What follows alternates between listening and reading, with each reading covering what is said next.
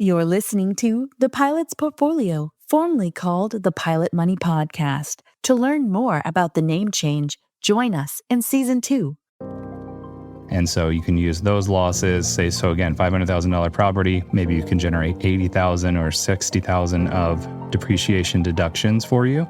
And then assuming that the property doesn't make a lot of money in the first year or nets to zero in the first year, all those extra deductions that you're getting from the study is able to offset the W-2 income.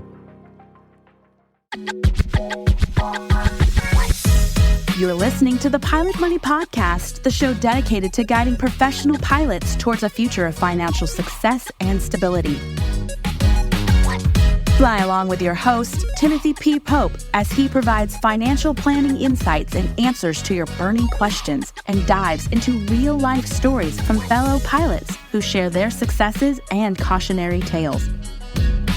The Pilot Money Podcast takes off now. Well, ladies and gentlemen, boys and girls, professional pilots around the globe, welcome to the Pilot Money Podcast. My name is Timothy P. Pope. I'm a certified financial planner specializing in the planning needs of the professional pilot. Today, we are talking about a topic that I know is near and dear to your heart. As you've heard and as you've experienced over the past couple of years, it's been a great time to be a professional pilot. Now, if you're trying to get into the industry, there may be a little pause for concern because of tightening. But if you are in and you are experiencing excellent cash flow, you probably feel great about that excellent cash flow. But you also probably feel pretty annoyed about the taxes that come with it. And I know that you are just like me and you want to minimize the amount of taxes that you pay as much as you possibly can.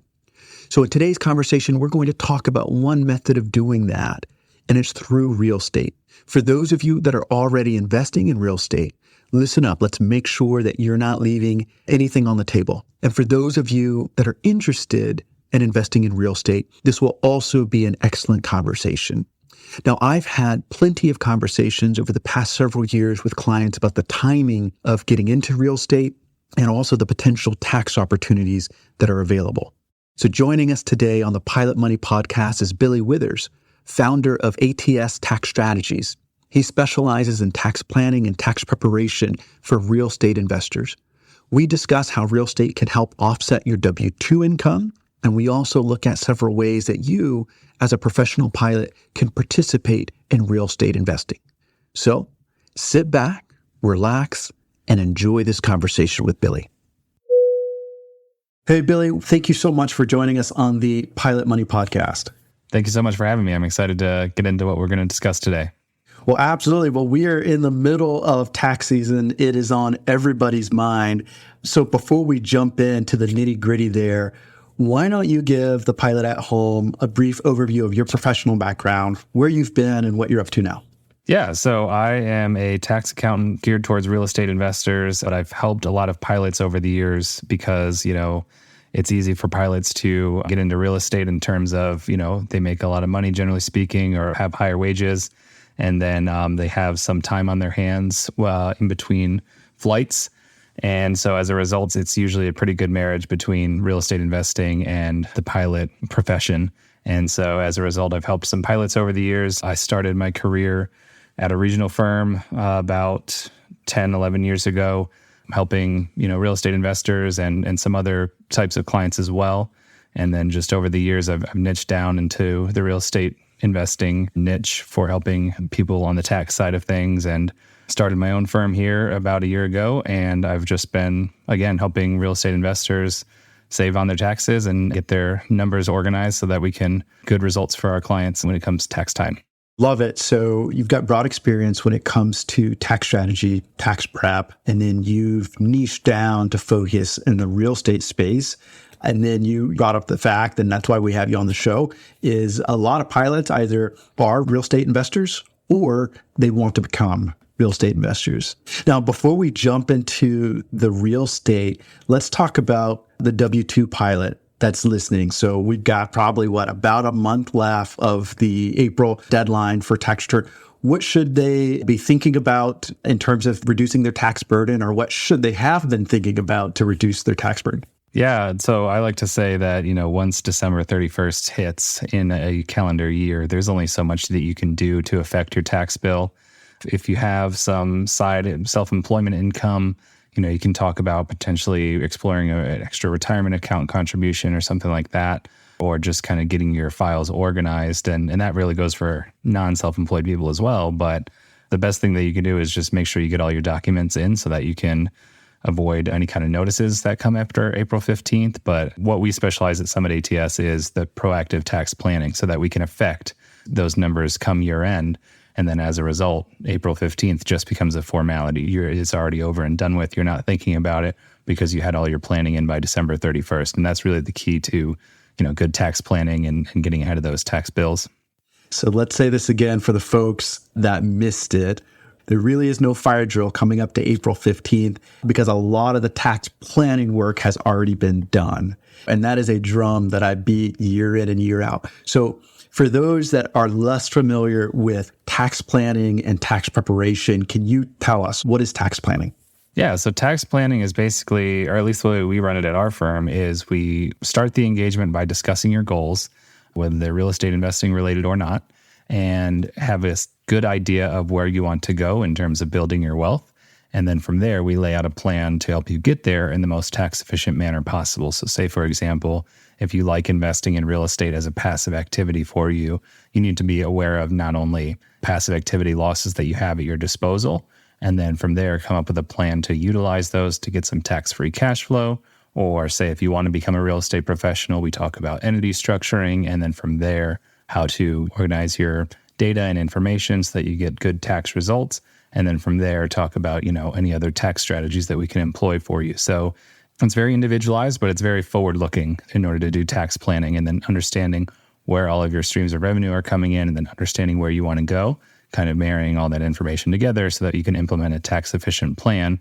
And then, as I said before, at that point, April 15th just becomes a formality because the numbers should be set in stone. You know where they're supposed to go and on your tax return already. And you have a pretty good sense of what your tax bill or what your tax refund will be on April 15th. And you're already on to the next year. So it's forward-looking.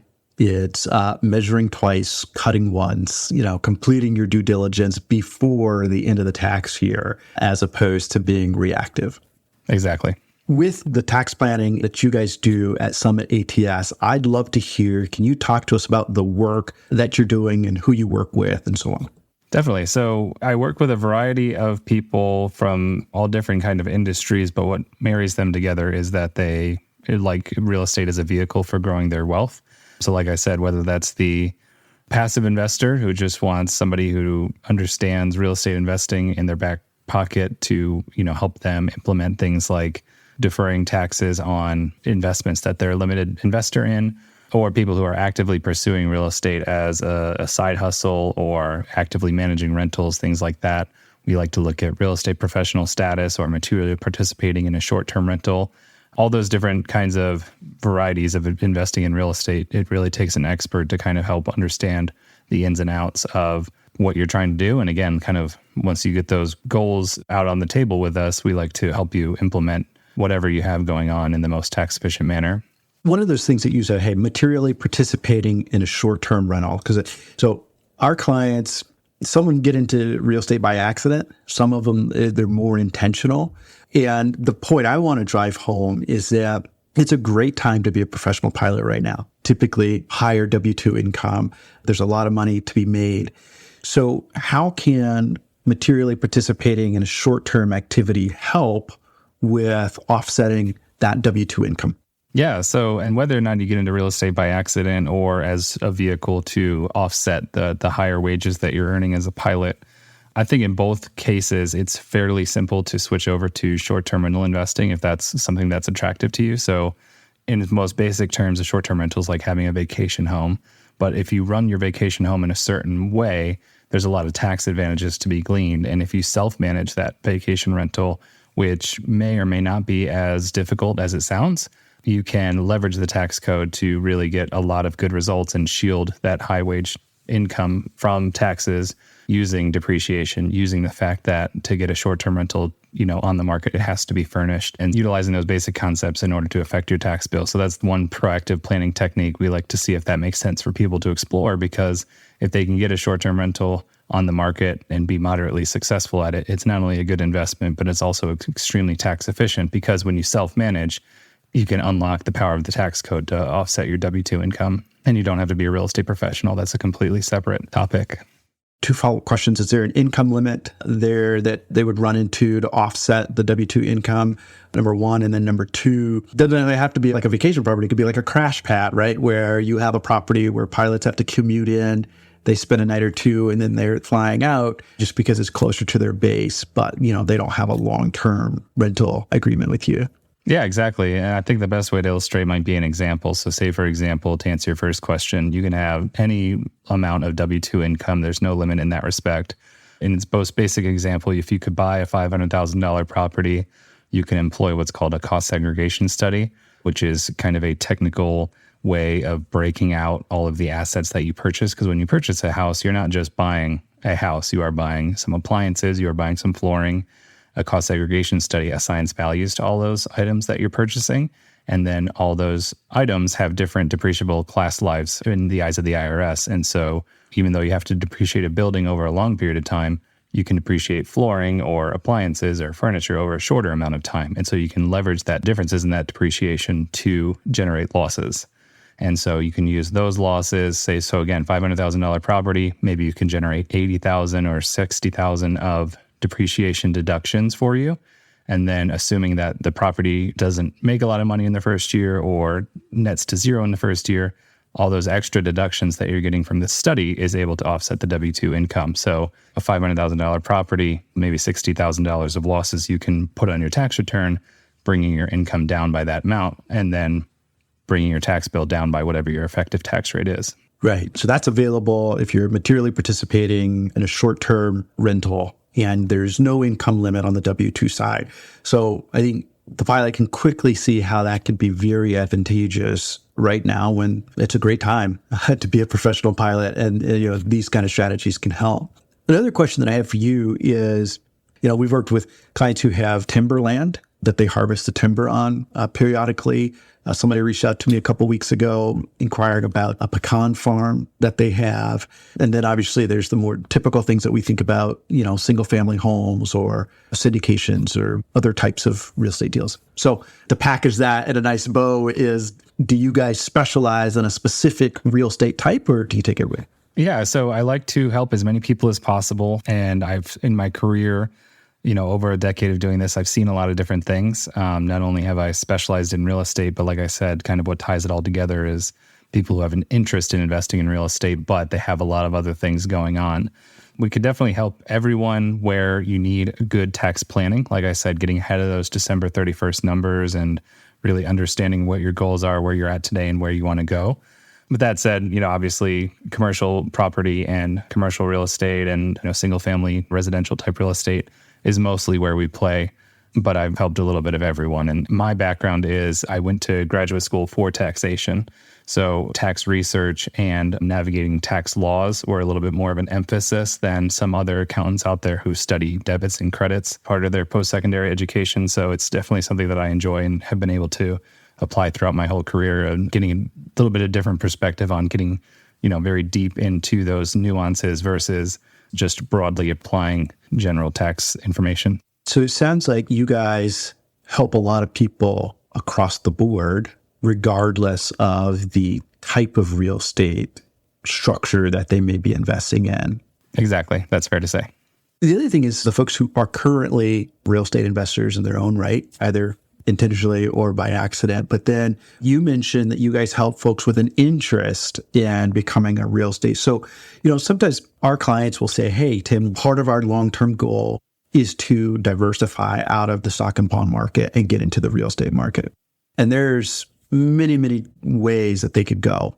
What are some of the things that you tell prospective real estate investors, hey, these are the things you should think about, and maybe let's get your financial position to this point before you, jump into real estate? Or do you say jump in day one? That's a great question. So I'd say I work with people who are pretty resolved to invest in real estate. And what I help people do is, they may have income streams from their day job. They may have income from retirement starting to come in. We look at all those income streams and go, okay, how do we most efficiently leverage the tax code to make sure that all of these events, we're able to use real estate to offset the income from those events? Sometimes that's not possible. But we can then lay the groundwork for a plan for going forward. Okay, well, you got to get to this point so that the real estate losses or the tax advantages of real estate can work for you. And we help lay out that plan again, because, if you wait till April 15th of whatever year it is, it's going to be too late anyway. So you have to kind of understand those revenue streams of where they're coming in and then where to kind of start planting the seeds today so that you can effectively plan for down the road. Now, that said, I usually say if you're just going out to buy one rental property and you're not sure when you're going to buy the next one is, maybe it's a little bit too early to work with us. It's probably better to become a real estate investor in that scenario. But if you have a large event coming in, whether you're expecting retirement income to start flowing in and you want to start deferring it, or maybe you're getting a big payout or your spouse is getting a big payout from whatever they have going on, and then they want to turn around and put it back into real estate, there's definitely going to be opportunity to help you out there because we can look at all these different tax strategies that we employ for people who are already doing real estate if you're going to scale quickly. Sometimes if you're going to dip your toes in the water, definitely go ahead and do that before you need a super heavy tax planning in your scenario. But if you are ready to go full board today, tax planning is probably somebody you're going to want to have on your team to help you effectively do that. Now, Billy, you've worked with pilots in the past, and you know that the professional pilot, by law, they can only fly 1,000 hours. So what goodies or what opportunities does that open up from the real estate perspective? Let's say somebody's feeling ambitious with the time that they're not flying and they want to use it productively. What can they do? Yeah, exactly. So in order to open up the tax code, you have to be wanting to start a business. And that is a significant time commitment, right? It's not easy to be a real estate professional. You have to do real estate 750 hours a year and more than half your time. So that means for pilots, if you're flying 1,000 hours, you need to spend 1,001 hours in real estate. That said, other professions work 2,000 plus hours a year. So for them to be a real estate professional, you need to work 2,001. And the IRS often says there's no way that you're doing that in any real terms. But for pilots, it's fairly easy to spend 1,250 hours in real estate if you're going to do that anyway, or if you're really starting a business. Again, going back to dipping your toes, you're not going to get there right away.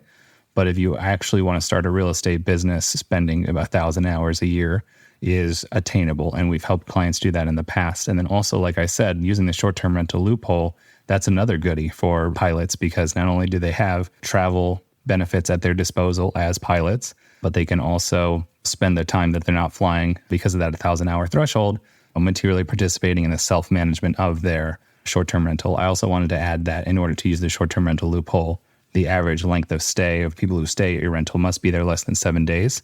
So that's one thing to keep in mind. But again, if you are managing that turnover and it's rented somewhat consistently, it's a really good place to look at an investment because it's starting a business. It is work, but it's not that much more work than you might think, even if it's not in your neighborhood or anything like that. So it's a really great goodie, I think, that people like to have interest in. And then the third one is the great thing about real estate is the tax advantages even affordable to people who invest passively. So somebody who, say, gets into a syndication, you don't have to do a heavy lift. You have to do your due diligence. But once you send the check in, the distributions, if it's a good investment, start coming back to you without much work at all. But those distributions usually are tax advantaged. So, if you were to invest in a brokerage account, your dividends, your capital gains, those are going to be taxed whenever they occur. But on real estate, it's a much longer play where you're not taxed until it's truly considered income. And that's usually a longer horizon and allows you to do that tax planning that we talked about to shield whatever distributions or income that you have from your real estate investments from taxes. So a syndication, that could be something for, let's say, Route 2. Pilot says, you know what? I'm flying my 1,000 hours. I want to spend the rest of the time with the family. I want to spend it by the lake. I don't want to start a business. They can still, through passive means, get into real estate, still reap some tax benefit. It'll be different than, say, if they were materially participating or a real estate professional, but you could still get some tax benefit on the passive side of the house. Exactly, yeah. Like I said, back to dividends. If you invest $100 and receive $5 in dividends, those dividends are taxed that year. And there's not much that you can do to shield it other than putting those dividends into a retirement account. But if you are getting real estate distributions, that $100, you might not be taxed on that for 2 or 3 years because, as we talked about, the cost segregation study gives you a lot of losses that carry over year to year and shield against that income. And then you can make another investment. So even using the losses from one investment to offset the income from another investment, that's where the planning really comes in. And we help people understand what their losses are and how much is carrying forward. And if they're going to receive a large distribution from their investment, what we can do to mitigate the tax from that by reinvesting it back into real estate. So it sounds like timing is important. Absolutely. And that goes back to what we started talking about in the beginning of the conversation, which is your tax planning, knowing the key dates that you need to have done the work by before the door shuts. So timing says that. The name of your firm, Summit ATS, you started this firm a few years ago. And who do you guys do your best work with? How do listeners learn more about Summit ATS? Yeah, so we can help anybody who has an interest in investing in real estate. If you're a real estate investor already with either 5 passive syndication investments or 3 rental properties, there's a very good chance that we can help you. Or if you're interested in finding out if the short-term rental loophole is good for you, I'd say any amount of properties you have there, because there's a lot of nuances to talk through. We help those people as well. And the best place to find us is our website, www.summitats.com. You can follow me on LinkedIn or Instagram, Billy Withers Tax, and you can email us hello@summitats.com. So they can go to your website, they can schedule a call. Can you talk through that first meeting with you and the team at Summit? Because from what I understand, it's not just, hey, trust us, we can help you. You guys do a little bit more than that. Yeah, we do our due diligence as well to make sure that we can add value to your situation. So what that looks like is an initial call, kind of see where you're at and see if there's potential value to add in the first place. We then ask for documentation. You send us that documentation most commonly prior to your tax returns, or if you're starting an LLC, an operating agreement. And then from there, we get on a second call to kind of walk through our plan for how we can help you. And then if everything sounds good, you sign the engagement. And then we have that first kickoff call where we talk about your goals, talk about everything you have going on, talk about all of your different streams of income and your investments that you have to really kick off the engagement and lay that tax plan for you so that we can ensure that we get the results that we discussed on the previous 2 calls.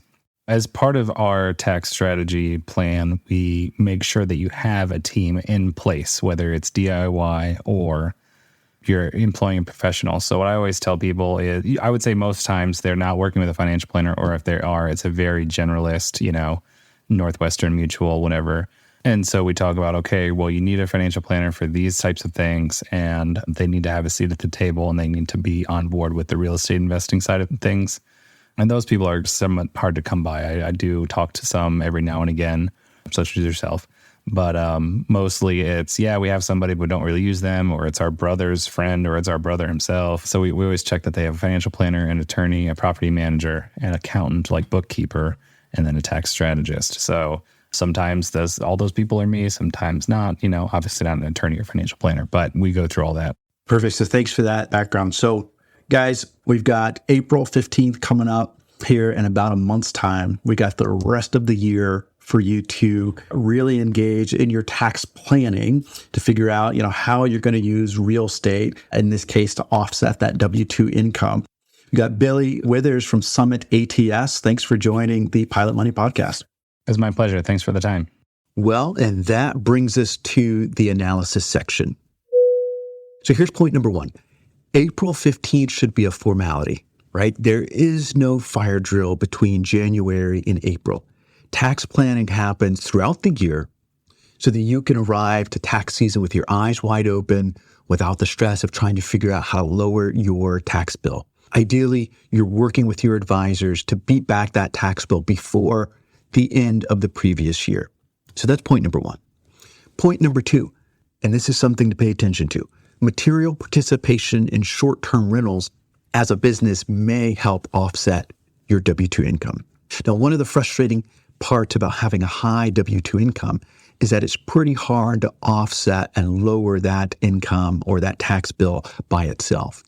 But materially participating in short-term rentals such as a crash pad, Airbnb, vacation property, etc., may be able to help offset your W-2 income using the depreciation of the property and other features of the tax code. Now, the key here is that there's no W-2 income limit that you run into, much like when you're self-managing a long-term rental and receiving passive income from that. You'll typically run into an earnings limit where you can't move the deductions over from the W-2. So that's something to pay attention to. The other key takeaway on this point is that when you materially participate in a short-term rental, you do not have to achieve real estate professional status. So that's really interesting for those who may not want to spend half their time conducting real estate. Point number 3, there are so many ways to get involved in real estate. And one of those ways is passively, where it does not require heavy lift from you if you'd like to spend your time doing other things.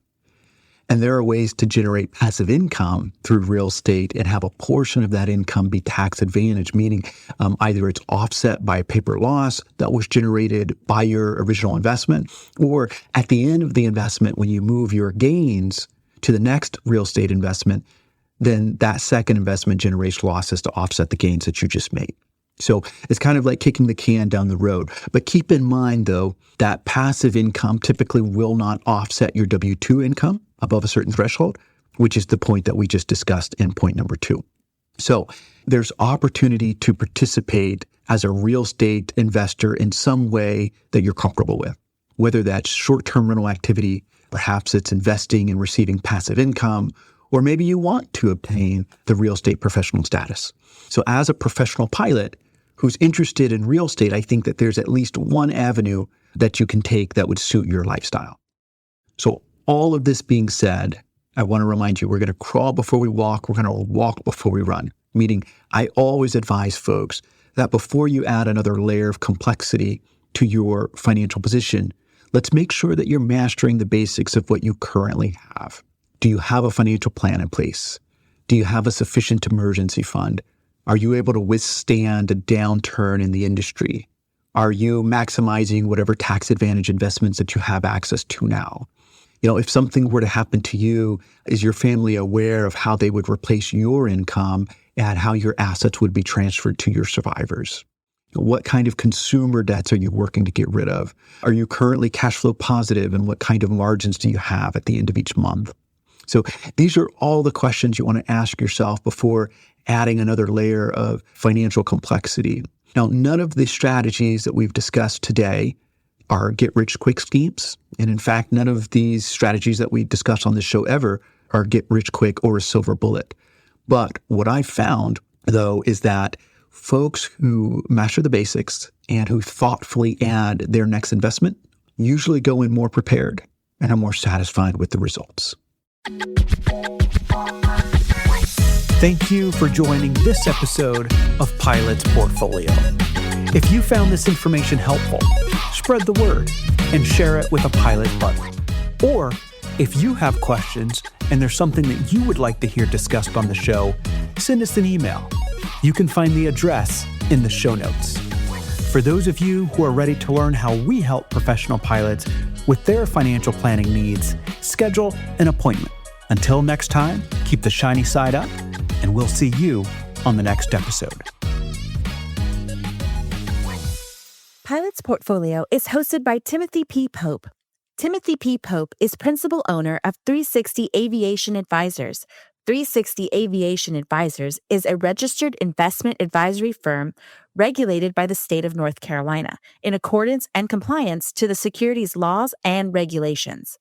360 Aviation Advisors does not render or offer to render personalized investment or tax advice through Pilot's Portfolio. The information provided is for informational purposes only and may not be suitable for all investors and does not constitute financial, tax, investment, or legal advice.